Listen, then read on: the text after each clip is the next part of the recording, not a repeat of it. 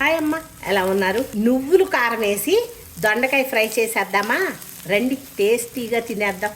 రసంలోకి అద్భుతంగా ఉంటుంది. దొండకాయ ఇగురికి నూనె వేసుకొని తిరగమాత దినుసులు వేసేయండి. కొంచెం వేగిన తర్వాత దంచి పెట్టుకున్న వెల్లుల్లిపాయలు, కరివేపాకు, చీలికలుగా కోసి పెట్టుకున్న పచ్చిమిరపకాయలు వేసి తిప్పుదాం.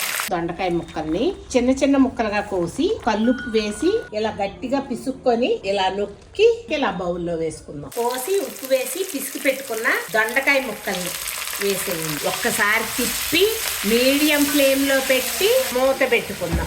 కూర కోసం మసాలా చేద్దాము. నువ్వులు, జీలకర్ర, కారం, మెంతి పసుపు వేసి గ్రైండ్ చేసి తీసుకొని వద్దాం. ఉప్పు ఎందుకనే లేదు, ఉప్పు వేసి పిసికాం కాబట్టి దీంట్లో ఉప్పు ఉంటుంది, చూసి వేసుకుందాం. ఉప్పు వేయకుండా గ్రైండ్ చేసుకోండి మీరైనా. మధ్య మధ్యలో తీసి ఇలా తిప్పుతూ మూత పెట్టుకొని వేయించుకుందాం. ఇప్పుడు వరకు మూత తీస్తూ పెడుతూ వేయించానమ్మా ఈ దొండకాయ ముక్కల్ని.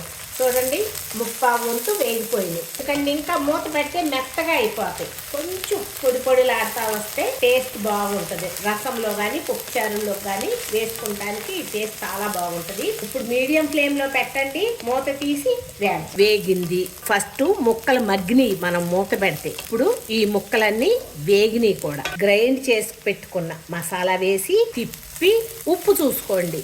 ఉప్పు ఎక్కడ వేసాము అనకండి, మొదట ఉప్పు వేసి మనం ముక్కలను పిసికాము, అది ముక్కలకు పట్టి ఉంటుంది.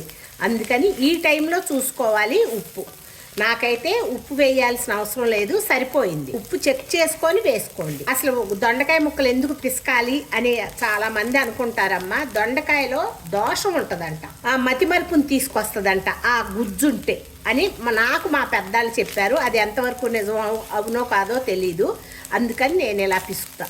నచ్చిందా మరి? నచ్చితే కనుక మీరు ఒకసారి చేసుకొని చూసి మెసేజ్ చేయండి తల్లి.